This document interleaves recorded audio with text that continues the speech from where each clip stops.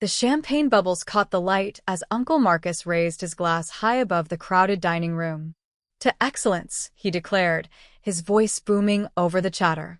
"To those who make this family proud." Every head turned toward my brother Jake, standing tall in his crisp Coast Guard uniform, chest puffed out like a peacock displaying its feathers. Someone whispered, "Don't forget to smile for the camera, Sarah." I wasn't even in the shot. I hadn't been for years. The toasts continued in waves. How dedicated Jake was. How he'd risen through the ranks so quickly. How he embodied everything the Coleman family stood for. I sat at the far corner of the mahogany table, invisible in my plain navy sweater, watching my wine glass gather condensation rings on the white tablecloth. My Aunt Carol leaned over with that fake sympathetic smile. "Still working at that little tech company, dear?" she asked, loud enough for half the table to hear.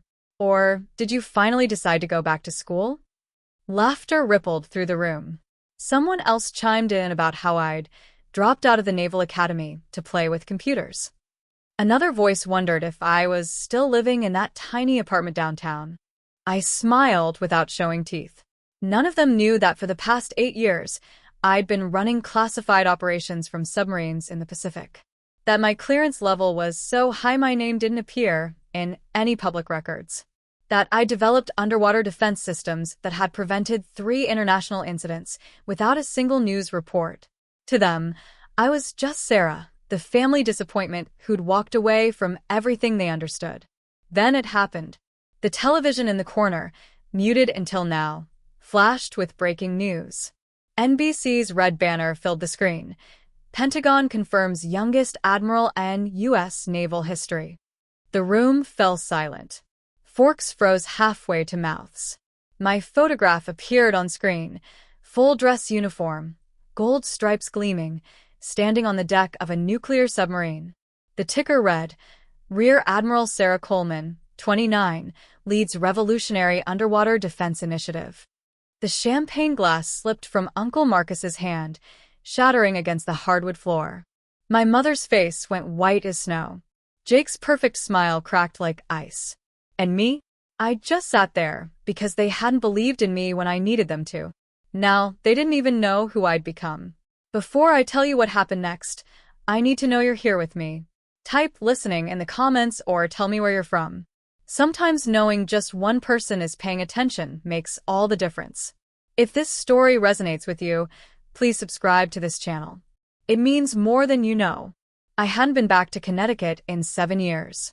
Not since the day I walked out of that same dining room after my father told me I was throwing my life away chasing fantasies. But here I was, pulled back by Jake's promotion party, lieutenant commander, they said, like he'd conquered the world. The colonial house looked smaller than I remembered, its white pillars somehow less imposing. I parked my rental car between a BMW and a Mercedes, feeling the weight of their judgment before I even stepped out. I kept it simple. Black jeans, white button-down, my hair pulled back in a neat bun. No insignia, no uniform, no indication of rank. Just Sarah, blending into the background like I'd learned to do so well. The moment I walked through the front door, the comments started. "Well, look who decided to show up," my cousin Derek muttered, not bothering to lower his voice. "Still playing around with those computer games, Sarah?" My stepmother Patricia glided over with her practiced smile. "Sarah, honey, you look tired. Are you eating enough? I heard the tech industry is so stressful." She handed me a paper plate, not fine china like everyone else, and gestured toward a folding table set up in the corner of the living room. Away from the main group. Away from the family. I sat where I was assigned, drinking lukewarm beer from a plastic cup, while the rest of them toasted with crystal glasses under the chandelier. They didn't even notice I was there. Then Jake took the microphone.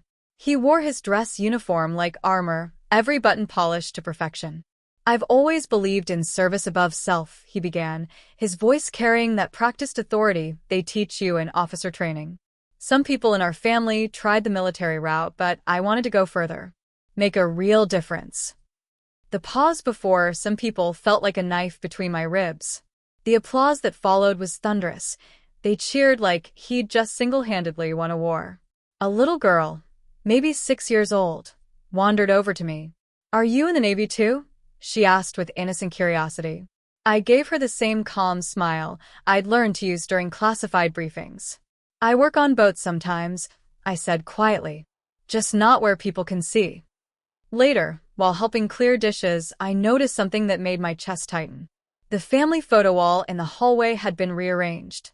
The picture of me in my Naval Academy uniform, the one that used to hang front and center, was gone. In its place was Jake's commissioning photo, gleaming under the spotlight. I found my mother in the kitchen, scrubbing glasses with unnecessary force. "Where's my academy photo?" I asked, keeping my voice level. She didn't look up. Oh, it was getting faded. I put it somewhere safe. "Where?"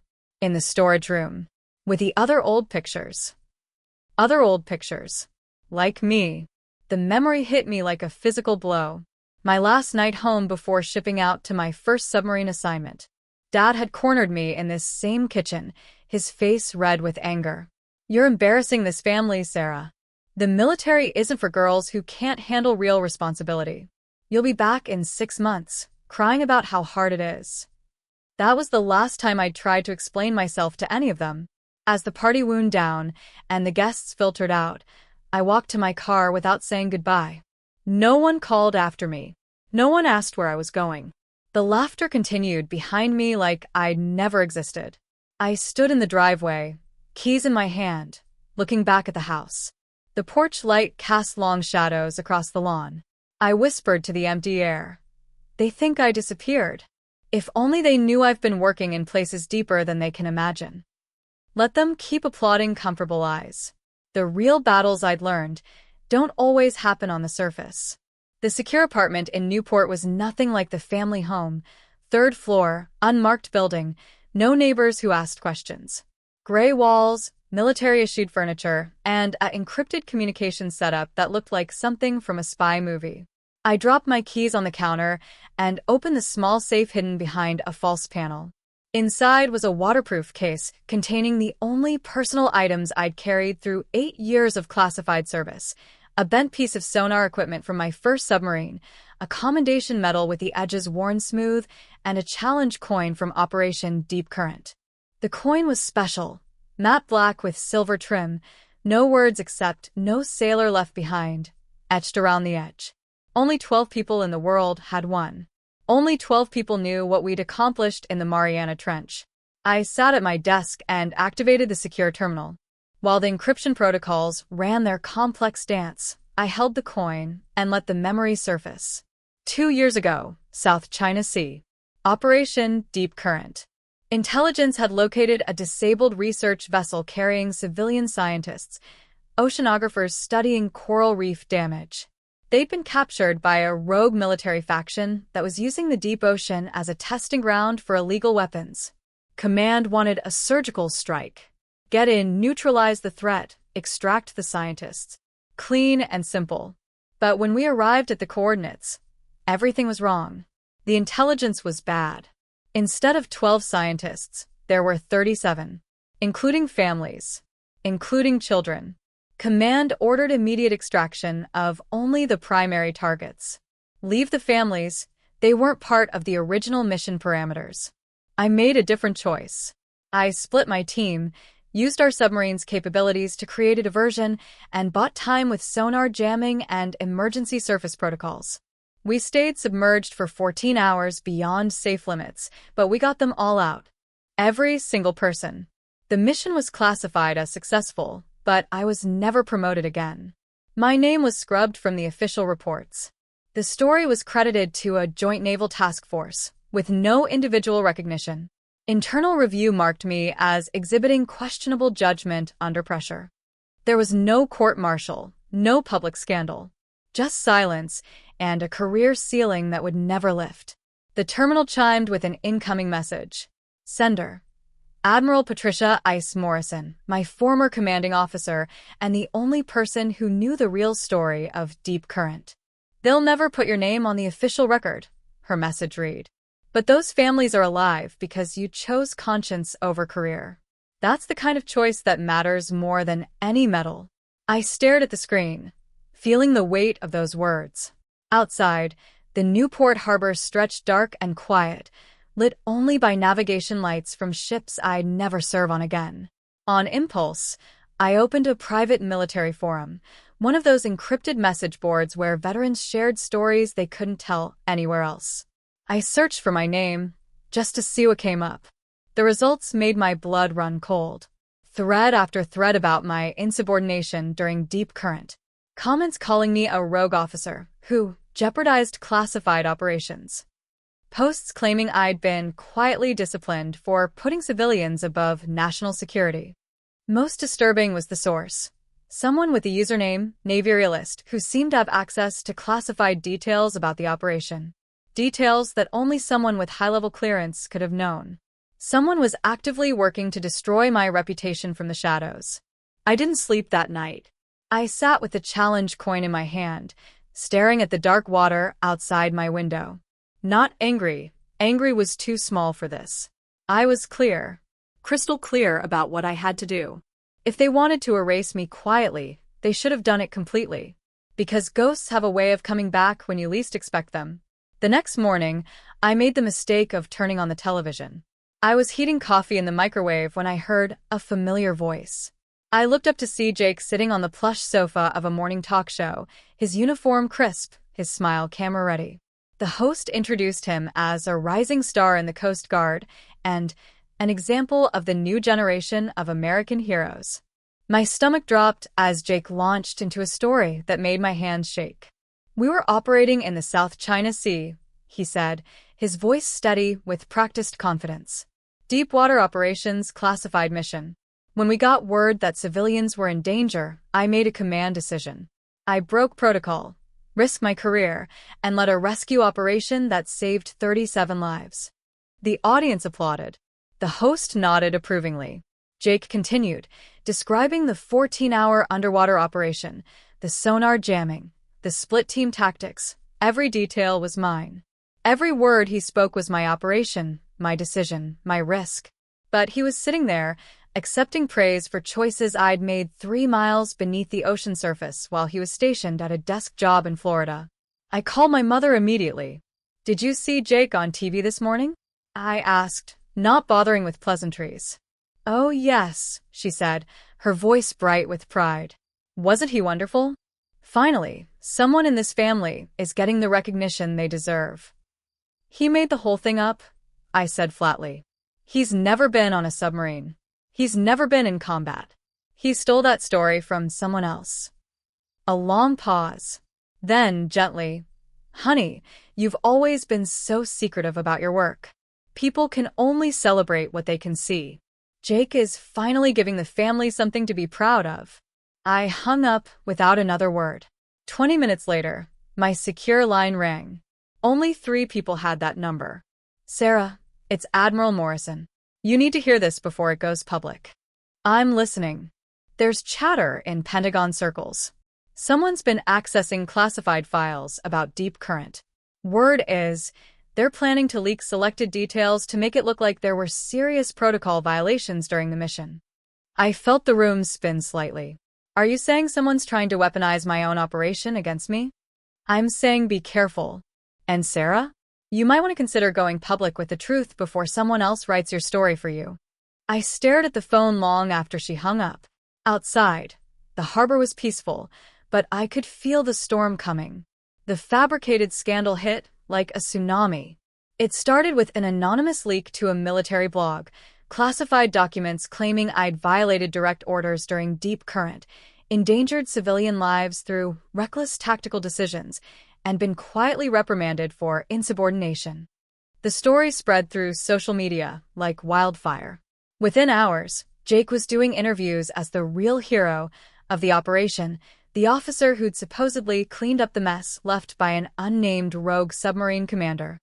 My phone buzzed with notifications. Messages from old Academy friends asking if the rumors were true. Emails from reporters wanting comments on the allegations. Even my landlord called, asking if I was in some kind of trouble. The final blow came via official channels, A letter from the Department of Defense informing me that I was under investigation for breach of classified information protocols and unauthorized disclosure of operational details. The irony was perfect. I was being investigated for leaking the very information that someone else had stolen and twisted to destroy me. I knew I needed help, the kind that doesn't exist in any official capacity. So I reached out to the one person who owed me nothing but had once told me I'd saved his life. Commander Marcus Tank Rodriguez. 5 years ago, Marcus had been caught in a bureaucratic nightmare, falsely accused of mishandling classified sonar data. Everyone in the Navy turned their backs on him, except me. I'd fought for him, testified on his behalf, made sure he got a fair hearing. I sent him a single word: help. His response came within minutes. Location? We met at a 24-hour diner in Providence, the kind of place where the coffee's always burnt and no one asks questions. Marcus looked older, grayer, but his eyes were the same, sharp and loyal. I can help, he said without preamble. But I need to know you're all the way in this time. No half measures. I nodded. Whatever it takes. Within 6 hours, Marcus had done what would have taken me weeks. He traced the leak back to its source, following digital breadcrumbs through encrypted servers and hidden IP addresses. The trail led to a single terminal at Coast Guard headquarters in Washington. A terminal assigned to Lieutenant Commander Jake Coleman. He's not just stealing your story, Marcus said, his voice tight with anger. He's actively destroying your reputation to build his own career. The leaked documents? They came from his access codes. I stared at the evidence on his laptop screen. Chat logs, file transfers, communications with military bloggers, all pointing to a systematic campaign to discredit me while elevating Jake. There's more, Marcus continued. I found communications between Jake and someone at the Pentagon. Someone who's been feeding him classified information about your operations. The name on the screen made my blood freeze. Captain Elena Vasquez, my former supervisor at Submarine Command. The woman who'd recommended me for early promotion, who'd called me the future of naval operations. The woman who'd been passed over for admiral when they gave the position to someone younger. It's not just about Jake, I realized. He's being used. Someone wants me gone, and they're using my own brother to do it. Marcus nodded grimly. The question is, what are you going to do about it? I looked out at the harbor, where navigation lights blinked in the darkness. For 8 years, I'd operated in the shadows, protecting people who would never know my name. Now it was time to surface. I'm going to fight back, I said. But not the way they expect. The breakthrough came from an unexpected source. I was checking my apartment mailbox when I found it, a handwritten letter with no return address. The envelope was thick, expensive paper, the kind used for official documents. Inside was a single sheet of letterhead from the office of Senator Patricia Walsh, chair of the Armed Services Committee. But the handwriting was personal, not official. Commander Coleman, it read. You don't know me, but I know your work. My nephew was one of the scientists you saved during Deep Current. Dr. Michael Chun, marine biologist. He's told me the real story of what happened in the South China Sea. If you're willing to tell the truth, I'm willing to make sure people listen. It was signed simply, Pat Walsh. I stared at the letter, remembering Dr. Chun, young, terrified, clutching his research data even as we pulled him from the damaged vessel. He tried to thank me before the debriefing, but I'd been rushed away before he could finish. Apparently, he'd finished anyway. 2 days later, I sat in Senator Walsh's private office, a wood-paneled room that smelled of leather and authority. She was smaller than she appeared on television, but her presence filled the space. Tell me about Deep Current, she said simply. All of it. I told her everything. The impossible choice, the extended dive, the 37 lives that hung in the balance. I told her about the official silence, the scrubbed records, the career ceiling that followed. She listened without interruption, taking notes in precise handwriting. Why didn't you speak out before? She asked when I finished. Because I believed the truth would matter on its own, I said. I thought doing the right thing was enough. She smiled sadly. Commander, in this town, the truth doesn't matter unless someone's willing to fight for it. Are you ready to fight? The Senate hearing was scheduled for the following week. Senator Walsh's office issued a carefully worded statement. The Armed Services Committee will examine recent allegations regarding naval operations in the South China Sea, with particular focus on the accuracy of public statements made by military personnel. The news cycle exploded. Military blogs lit up with speculation. Jake did 3 more interviews, each one more confident than the last. But Marcus had been busy too. He'd found something that would change everything. There's a recording, he told me over encrypted communication. A conversation between Jake and Captain Vasquez. They're discussing how to manage the narrative around Deep Current. It's all there, Sarah. The conspiracy, the stolen records, the plan to destroy your reputation. How did you get it? Let's just say Captain Vasquez isn't as careful with her communications as she thinks she is. The night before the hearing, I stood on my apartment balcony, looking out at the harbor. The water was calm, reflecting the lights of the city like scattered stars. Tomorrow, I would tell the truth in a room full of people who had the power to restore my name or destroy what was left of it. My phone buzzed. A message from an unknown number. You should have stayed silent. I smiled and typed back. Submarines are built for deep water. You have no idea how much pressure I can handle. The hearing room was packed. C-SPAN cameras, reporters with notebooks, military officials in dress uniforms. I wore my service dress blues for the first time in 2 years, every ribbon and insignia in perfect order.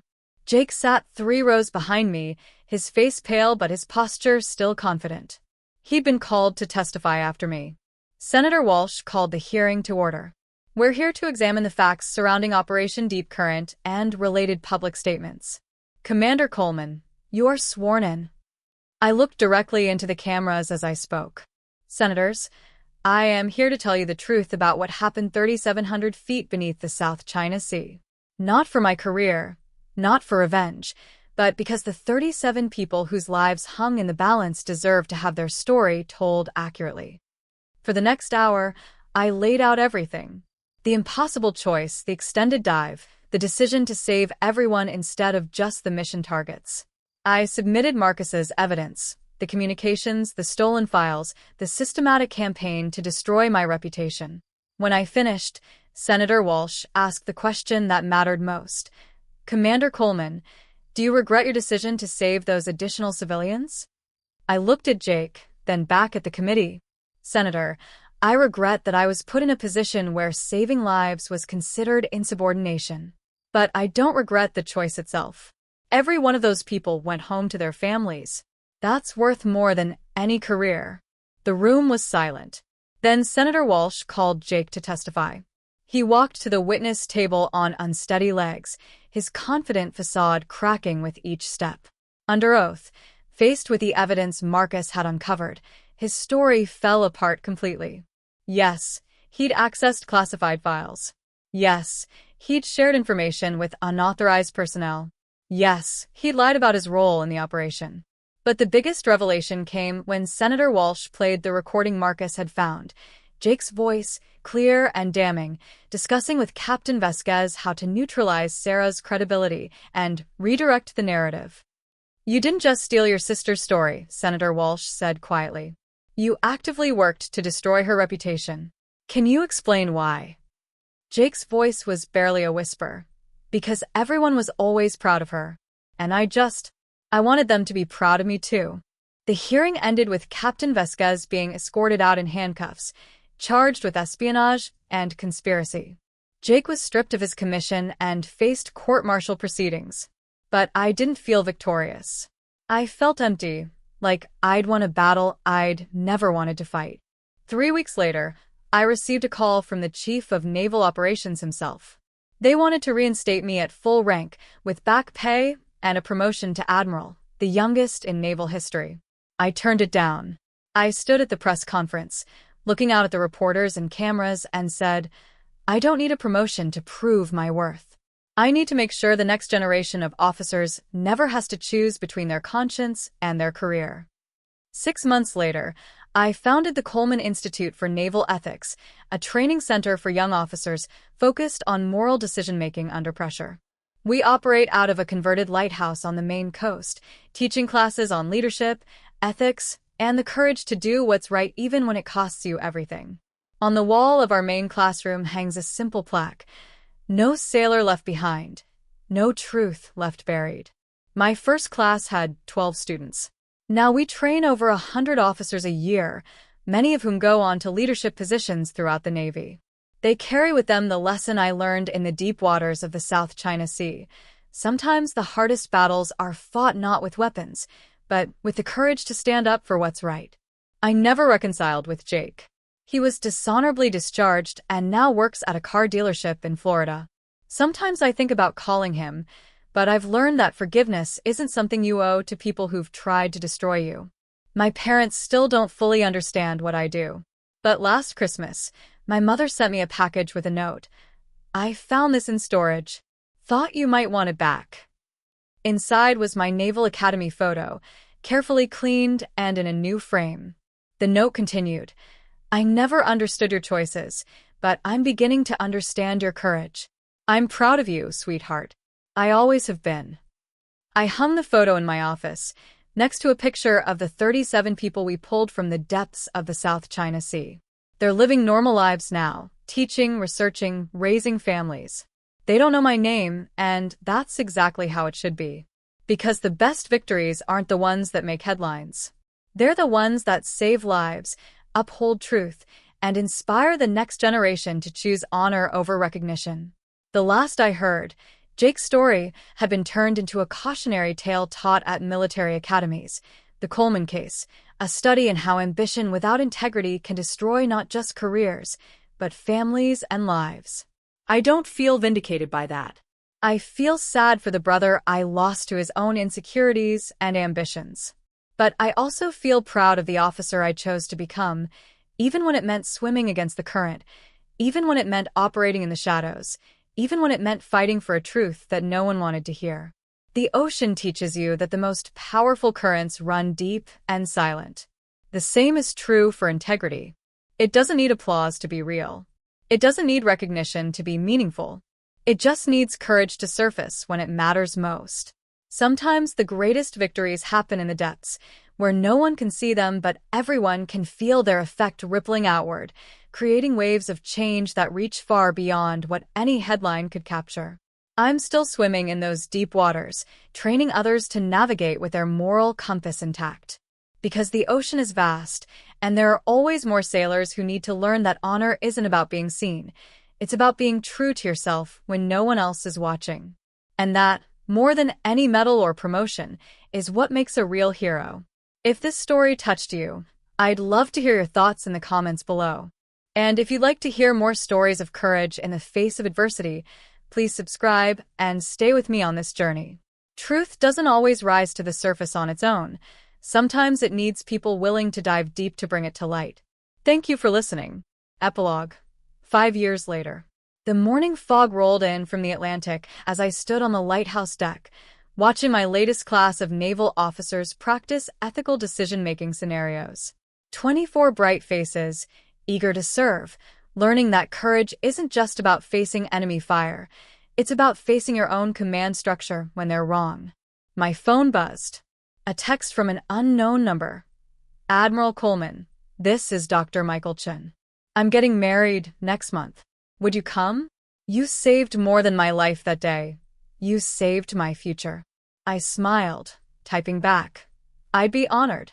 These were the moments that mattered. Not the headlines that had finally told my story, not the vindication that came too late, but the ripple effects of choosing right over easy. Lieutenant Sarah Martinez approached one of my best students. "Ma'am, we just got word. The Navy wants to name the new submarine training facility after you. The Coleman Center for Underwater Excellence." I shook my head. Counterproposal. Name it after all 37 people we pulled from the South China Sea. The Deep Current Memorial Training Center. Make sure every officer who trains there knows that sometimes the most important missions are the ones that never make the news.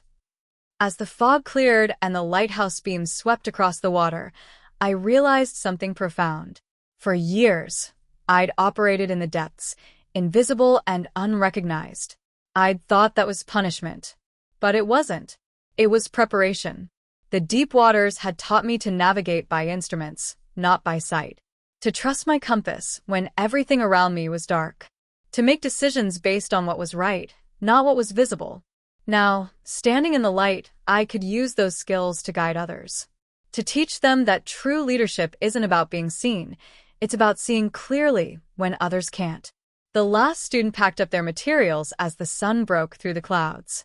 I walked back into the lighthouse, past the plaque that read, "No sailor left behind, no truth left buried," and picked up my pen to write the next lesson plan. Because somewhere out there, another young officer would face an impossible choice in the darkness.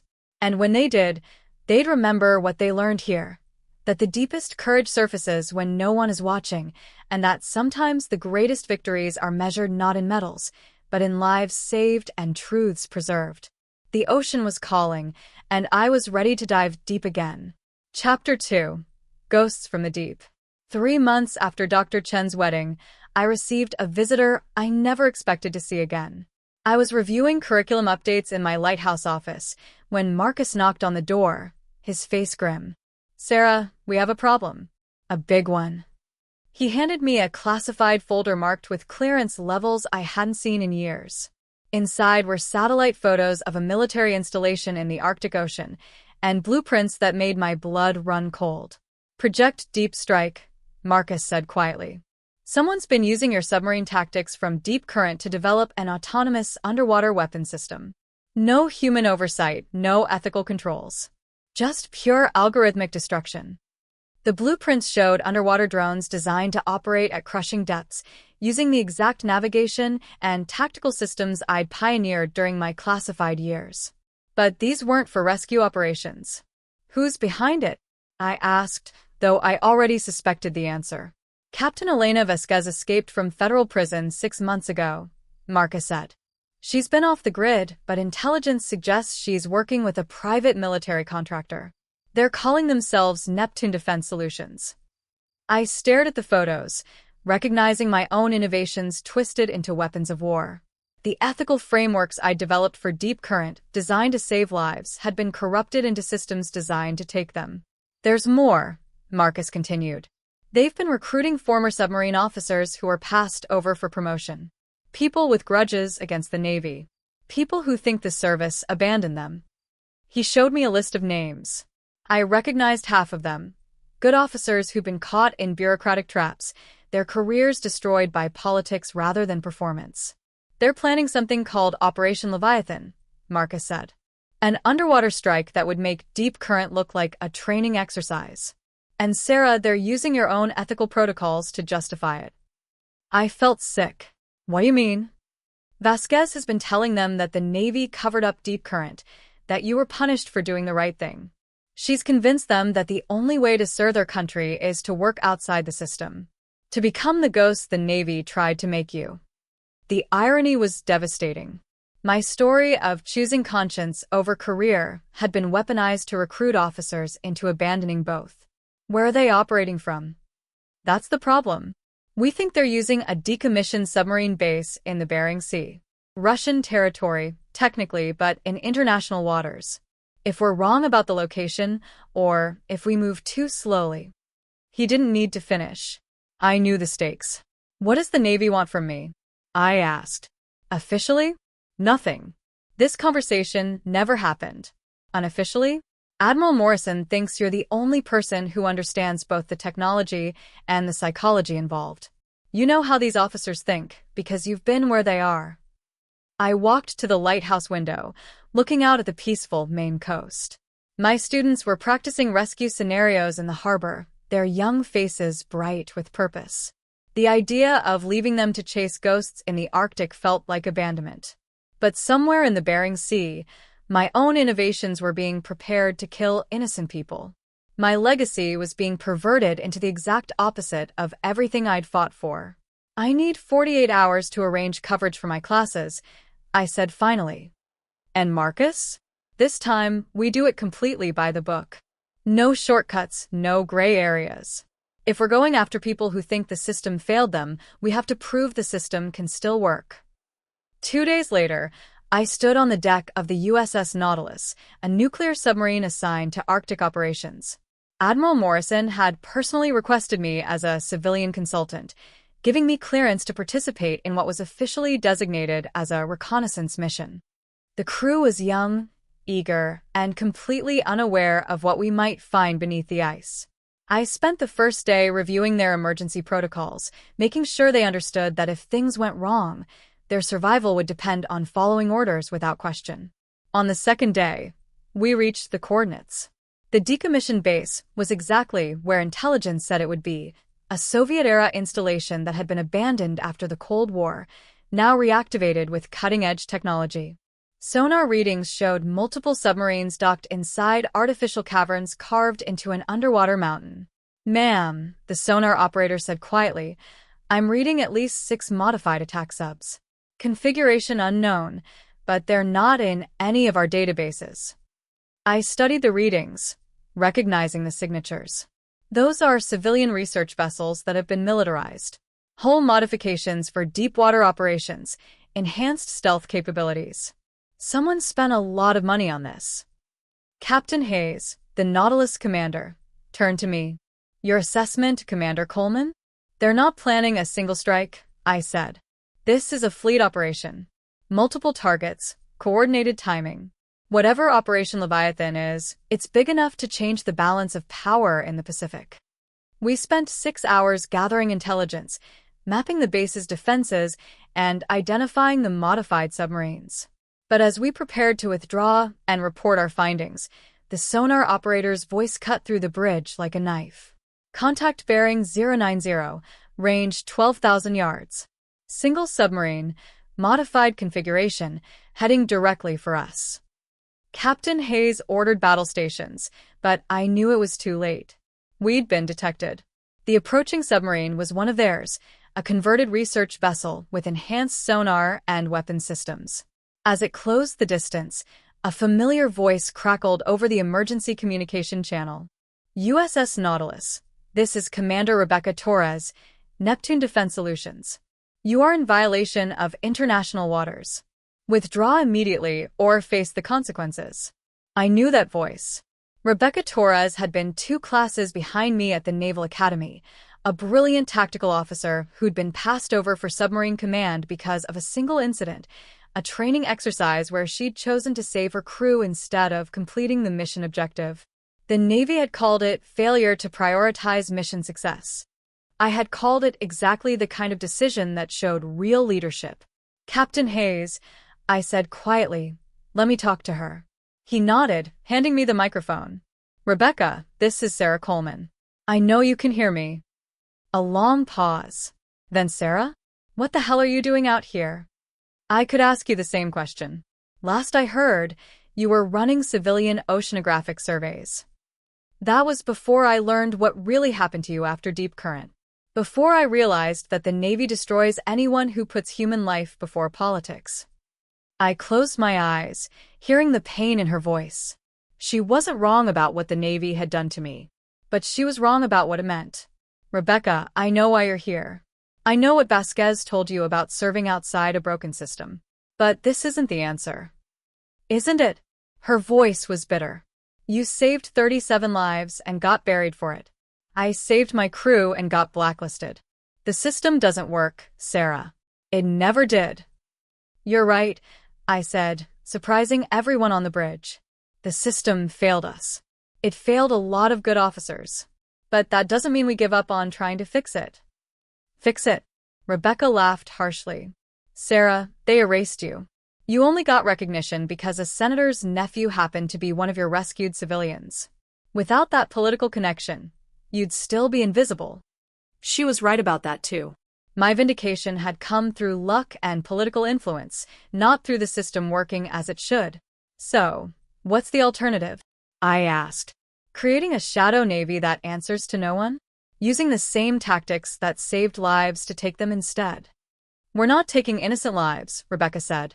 "Operation Leviathan targets military installations that support illegal surveillance programs. We're fighting fire with fire." "And who decides which programs are illegal? You? Vasquez? A woman who tried to destroy my career because she was passed over for promotion? Another pause. Longer this time. She told us you'd say that, Rebecca said finally. She said you'd been co-opted by the system, that your recognition had bought your silence. Rebecca, I want you to think about the officers serving under you. Young sailors who joined Neptune Defense because they believed in your leadership. Are you really willing to turn them into criminals? To take away their chance to serve their country with honor? The communication channel went silent. On the sonar screen, I could see the modified submarine holding position, its weapon systems powered but not targeted. Captain Hayes looked at me questioningly. I held up a hand, asking for patience. Finally, Rebecca's voice returned, quieter now. What are you proposing? Come back with us. Bring your people. Tell your story to the right people, the ones who can actually change things. Help me reform the system instead of trying to replace it. And if they throw us in prison for desertion, then we fight that battle in courtrooms instead of in the deep ocean. We use the media attention, the public scrutiny. We make it impossible for them to bury the truth again. The seconds stretched into minutes. I could imagine Rebecca weighing her options, thinking about the officers who'd followed her into exile, the promises Vasquez had made, the anger that had driven her to this point. Sarah, she said finally, if I do this, if I trust you, and they destroy us anyway, then at least we'll go down fighting for something real instead of hiding in the shadows. Another long pause. Then, Nautilus, this is Commander Torres. We're powering down weapons and requesting permission to surface. We have information about Operation Leviathan that your people need to hear. As both submarines surfaced in the gray Arctic waters, I watched Rebecca's crew emerge from their modified vessel. They looked like what they were, dedicated officers who'd lost faith in the system they'd sworn to serve. But they also looked like something else. People who were ready to find their way back to the light. The debriefing took 18 hours. Rebecca and her officers provided detailed intelligence about Neptune Defense Solutions, including the location of Vasquez's primary base and the timeline for Operation Leviathan. The planned attack was even worse than we'd suspected. 6 coordinated strikes against naval installations across the Pacific, designed to cripple America's submarine detection network and create a gap that foreign powers could exploit. Vasquez convinced us it was about exposing illegal surveillance, Rebecca explained to the Joint Intelligence Panel. But the real goal was to create chaos, to prove that the American military couldn't protect its own assets. As the intelligence officers processed the information, I sat with Rebecca in a quiet corner of the debriefing room. Why did you really change your mind? I asked. She was quiet for a moment, staring at her hands. Because when you asked me about my officers, I realized I'd become exactly what I thought I was fighting against. I was making decisions for them without giving them all the information. I was treating them like tools instead of people. And now I have to face the consequences. Court-martial, probably. Dishonorable discharge, definitely. But at least my people will have a chance to tell their side of the story. I leaned forward. Rebecca, I want you to consider something. The Navy needs officers who are willing to question orders when those orders are wrong. You and your people have experience that could reshape how we handle ethical decisions under pressure. You think they'll let us back in? I think they'll need us. The world is changing too fast for rigid hierarchies and blind obedience. We need officers who can think independently while still maintaining unit cohesion. 3 weeks later, I stood before another congressional hearing, this time as an advocate rather than a defendant. Senators, I said, the officers of Neptune Defense Solutions made serious mistakes. They violated their oaths, they abandoned their posts, and they placed themselves outside the law. But they also exposed a fundamental problem in how we handle ethical dissent within the military. I looked directly at Rebecca, who sat in the witness section awaiting her own testimony. These officers didn't wake up one day and decide to become criminals. They were driven to extremism by a system that punished conscience and rewarded compliance. If we want to prevent future Vasquez situations, we need to create legitimate channels for ethical objections. The hearing resulted in the creation of the Naval Ethics Review Board, an independent body with the authority to investigate ethical violations and protect whistleblowers. Rebecca and 6 of her officers were allowed to return to service after serving reduced sentences and undergoing ethics training. More importantly, the Coleman Institute for Naval Ethics was officially recognized as a training center for the new ethics review process. We would train the officers who would investigate ethical violations and protect those who reported them. Vasquez was captured 3 months later, attempting to sell submarine technology to foreign buyers. She was sentenced to life in prison without parole. But the real victory came 6 months after that, when I received a letter from one of Rebecca's former officers, now a lieutenant commander serving on a fast attack submarine in the Pacific. Commander Coleman, the letter read, "Yesterday, I was ordered to conduct surveillance on civilian vessels in disputed waters. Based on the training I received at your institute, I recognize this as potentially illegal. I followed the new protocols, reported my concerns through proper channels, and the mission was canceled pending legal review. 6 months ago, I would have either followed illegal orders or risked my career by refusing.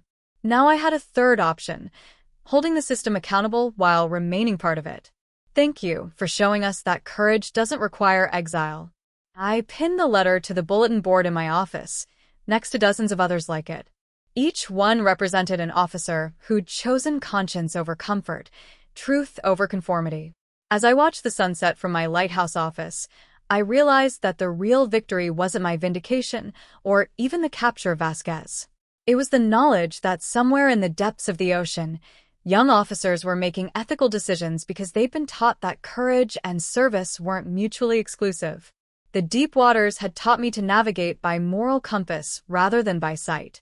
Now, through these officers, that compass was helping others find their way through the darkness. Sometimes the most important battles aren't fought with weapons, but with the courage to change hearts and minds. And sometimes the greatest victories happen not when you surface into the light, but when you teach others to carry their own light into the depths. The ocean was vast, and there would always be new challenges emerging from its depths. But now I knew I wouldn't face them alone. A new generation of ethical warriors was learning to dive deep and surface with truth intact.